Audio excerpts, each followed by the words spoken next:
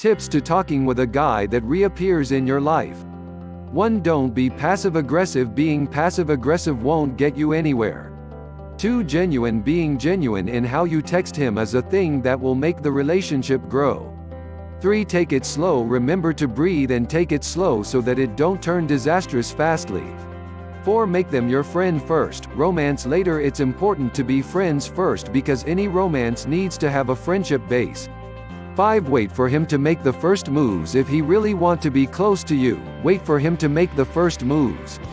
6. Don't brag about the conversation. Being too proud of the conversation you made with him will only hurt and embarrass you.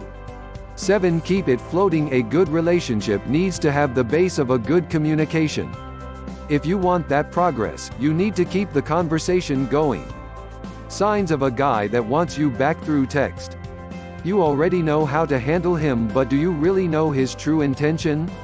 We are going to uncover the most common reason why a guy texts you back, which is because they want you again. 1. They are flirting with you. Your guy clearly shows the ways to flirt without coming on too strong because they want to be with you again.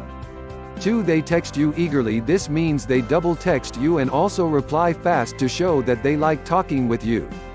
3. Trying to make you soft towards them. If you reply coldly, they try to lure you to being soft with them.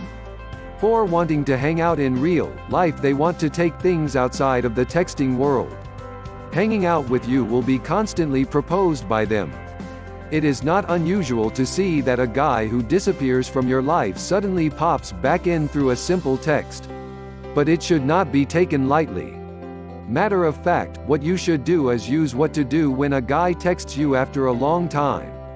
You will have a more satisfying result and a happy life.